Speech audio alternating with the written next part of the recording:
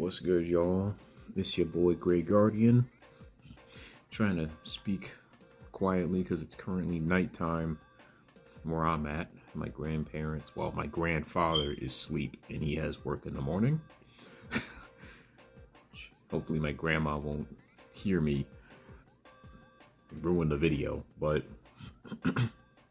I've been on vacation for the past like 7 days, right? And if you've seen my community posts, my RG477M right here, okay?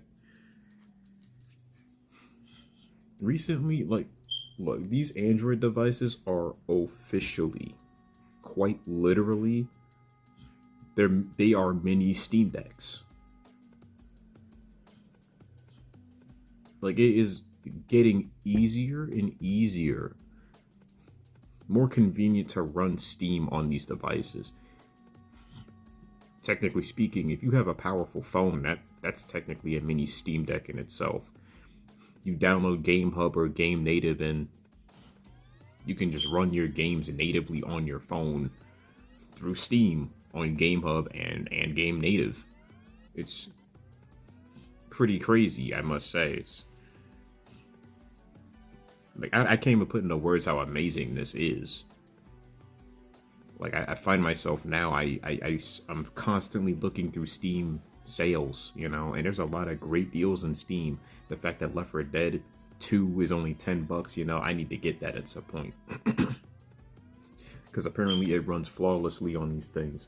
So, for this video in particular, now, I already showed gameplay for Legacy of Kain Defiance running on this thing, and that was the regular PS2 version, right?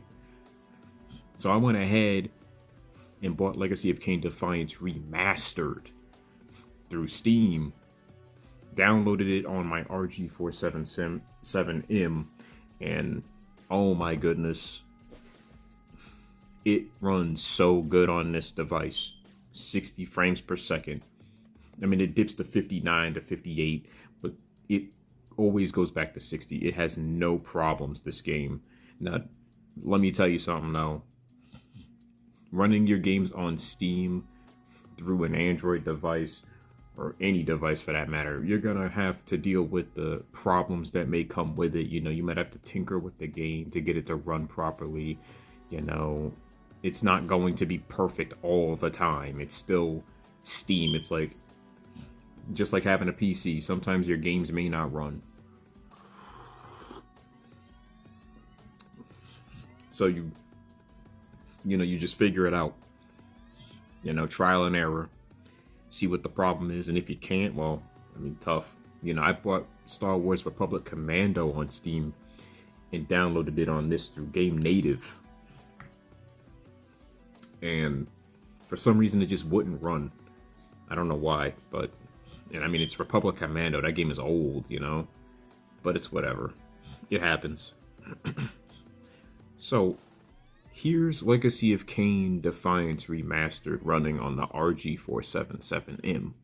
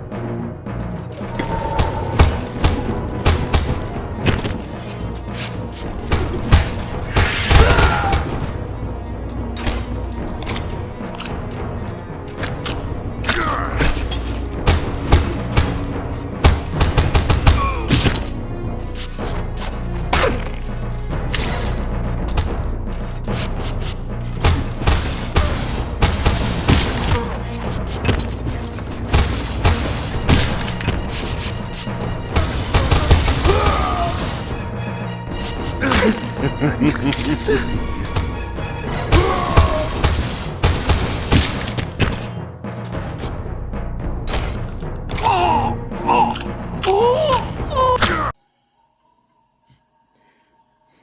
so here we are. Look at how good this looks on this device. You can see the FPS down there. Raziel looks amazing in this game. Look at my boy. Look at my boy Raziel. Look at him, bro. Look at this man. He may be all blue, but he's still handsome. He's a handsome man. All right, look.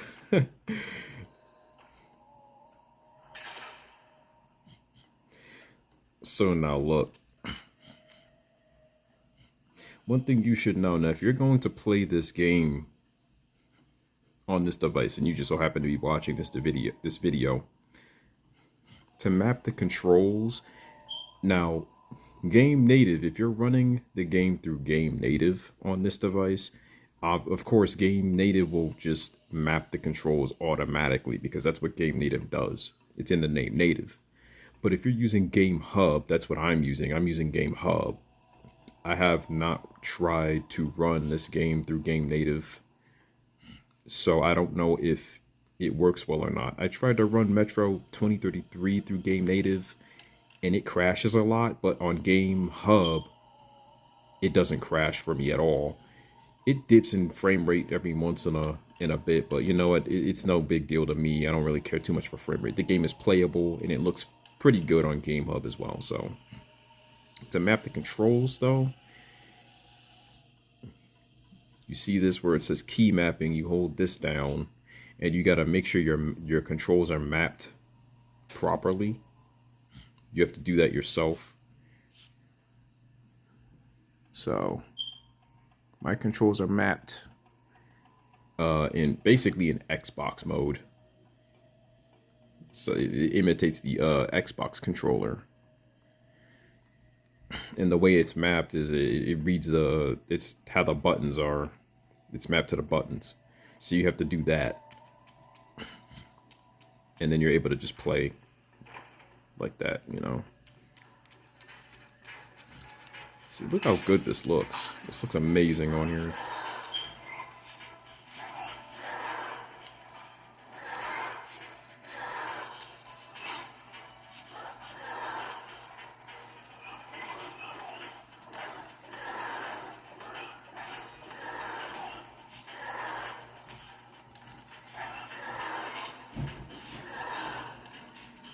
And don't tell me somebody's coming through the freaking door.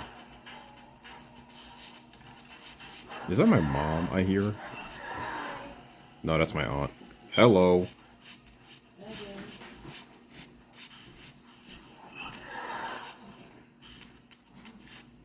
But yeah, you see how amazing this looks, right? Absolutely amazing.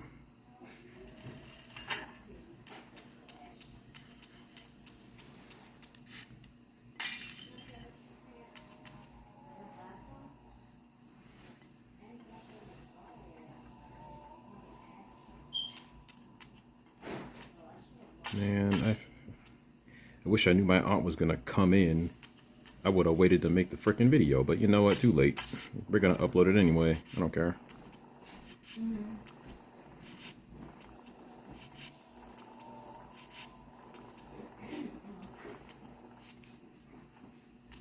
Oh yeah, I gotta head to the underworld.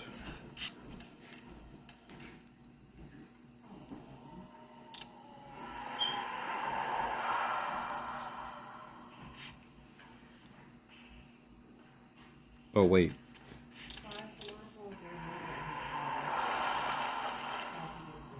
I'm making a video. Shush.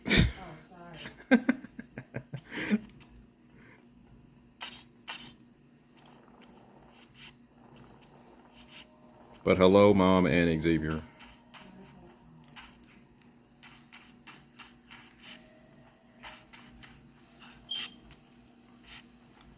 Uh-oh.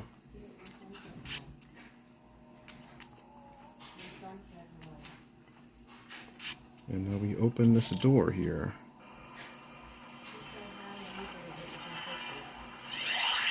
What? Your mother said hi and you better get with your sister. Yeah, I'm not going to talk about that on camera right now. Everybody say hi to my aunt. She's dense. I'm kidding.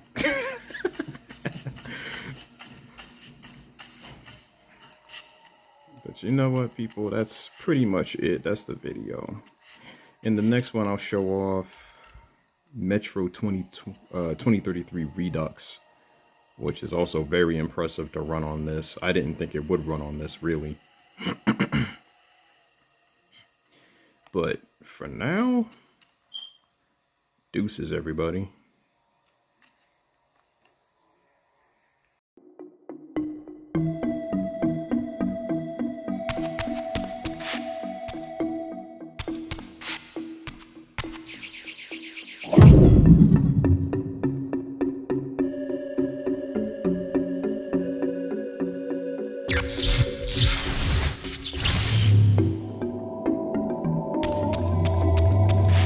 Again, I experienced that odd sense of displacement as I was transported to the vampire ruin once more. But this chamber was different than the first.